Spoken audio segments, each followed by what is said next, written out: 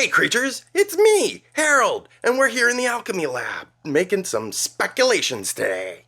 About what? Well, Superman 2 just got announced, and it's going to be called Man of Tomorrow. It was announced with this image from Jim Lee, showing off Lex in his power armor. Next year we're getting the Supergirl film, and then we're getting Man of Tomorrow in 2027. So the big question becomes, who is the new villain? Can't just have Lex. There's got to be somebody else that becomes a big threat that the super family has to deal with. Because I do believe that Supergirl will be heavily involved in this film. So who are our candidates? Well, let's break it down. These are in no specific order, just how I made the list. Number 1, General Zod. I don't think so. He was in Man of Steel, Superman 2. He's been used a lot. I'm not sure that's a good way to go. There is some drama on Krypton. Of course, their origins are a little bit different than what we're used to. There was a lot of debate about that. And General Zod could play into that. But he's been used a lot, and I'm not sure that is the best direction that this franchise could go in. There are some theories on the internet right now saying that Bradley Cooper is not actually Jor-El, and that's actually Zod in the message. This, to me, is a little far-fetched. That's a big curveball to throw into a sequel. Maybe, maybe not. I'm not sure. It really depends on what happens in Supergirl and how much she remembers and knows about Krypton and Kal-El's parents. Because she would then be hiding a huge secret, in my opinion. Then there's the villain, the Eradicator. Super cool shades, badass look. Maybe a little far-fetched for this universe. And would fulfill the same narrative structure as General Zod. He would just be a mindless robot. Because there isn't really much to the Eradicator. He just wants to, well, eradicate things in the name of Krypton. And that would include Earth. So, no, I'm not sure this is the way to go. How about Doomsday? No, absolutely not. This is silly. Unless you're gonna kill Superman, there's no reason to bring Doomsday. That was the complaint of Batman vs. Superman. And he's just a mindless automaton that's just rampaging and killing everything he comes across. Sure, he was in a Justice Society story, that's how he kind of metamorphed, but that was a very different DC back then. Doomsday, this would be just a silly thing to put on the table. I do not see it helping the plot of the DCU going forward. What does Doomsday bring to the table, really? What about Bizarro? Bizarro could be fun. We had Ultraman in the first Superman. He was the clone of Superman that Lex made. And then Superman, spoilers here, Superman threw him into a black hole. And many people are debating whether or not he could come back. It's possible for Superman to survive a black hole, especially in a universe this fantastical. And this would be a good way to get Lex and Superman to team together. But I don't really see Bizarro helping the bigger DCU further their narrative. And we kind of got a nod to him already with Ultraman. Maybe he could show up in like a B plot for Lex or something, but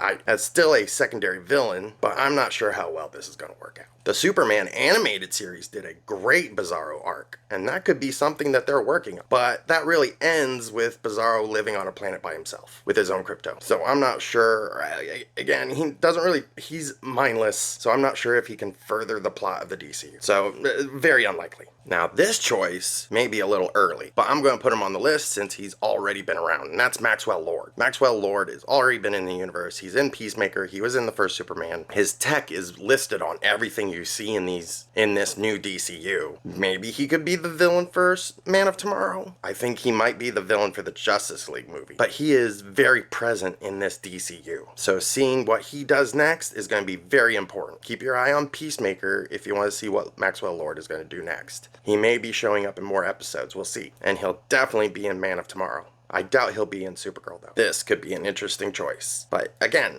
it could be a little early. Here's another one. He may be just a side character, though. That's Lobo. Lobo is going to be a dominant figure in Supergirl, for sure. And having him show up in Superman 2 or Man of Tomorrow, that does make sense. And he would be a clear and present danger for everyone involved. Lex doesn't want him on Earth, that's for sure. Supergirl is probably going to have bad blood. And Lobo's just going to want to beat up Superman just for the giggles. I mean, he's that kind of character. They're going to set him up to be more like a Deadpool-type mascot for the DCU, even though I think Vigilante from Peacemaker is already that character. Chances of Lobo showing up in Man of Tomorrow, extremely high. But him being the main villain, maybe less likely. Another cool one to do would be Mongol. He could bring all the war world to Earth. And that would mean you would have to get together as many heroes as possible to fight him off. When the Lantern series comes out, I'm interested to see if Mongol will show up there as well, because he is a big Lantern character. And having him show up in Man of Tomorrow could be significant in the lore that the DCU is putting together. Because if Mongol shows up, that means Coast City blows up. And if Coast City blows up, Hal becomes Parallax.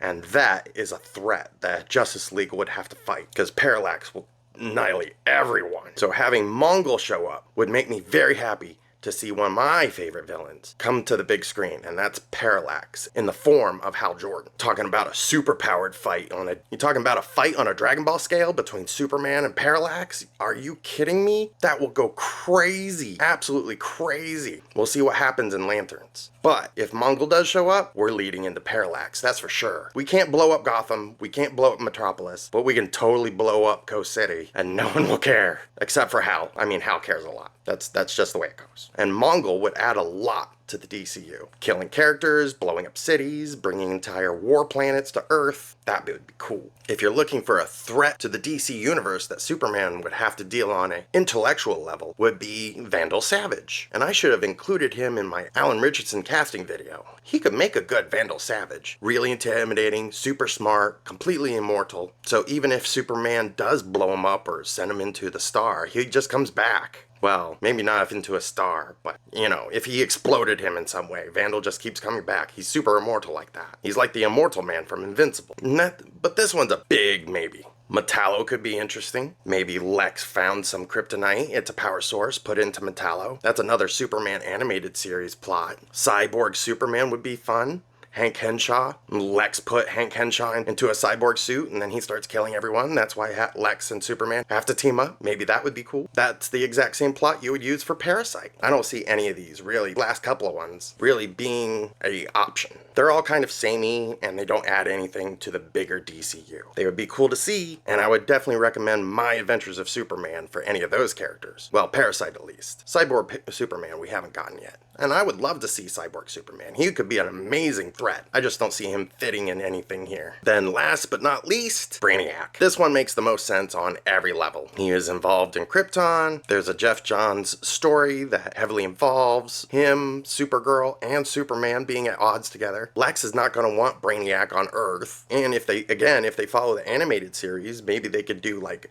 a Devil's Deal and become an even larger threat to the DCU. The Lex Brainiac team up is extremely powerful, and neither one of them knows who's going to betray the other. Not saying that's the route they're going to go, but if Brainiac does show up and Brainiac and Lex have scenes together, that is going to be a very fascinating thing to watch. Supergirl and Superman are going to be busy fighting each other, because Supergirl's probably going to want Brainiac out of the picture if they follow the Jeff Johns comic. It'll be interesting to see. The entire internet is screaming Brainiac. So if they don't do Brainiac, it's going to be super disappointing. Or at least introduce him. Chances of him being at least introduced are like 100%. There's no way Brainiac is not in this film. If you have any recommendations about other villains you would like to see in the new Superman movie, Man of Tomorrow, please leave a comment down below. Then like and subscribe for all of your Harrold needs. We're here every day. We're also here on TikTok and on Instagram. So make sure you like and subscribe. And remember, creatures, stay frosty. Bye.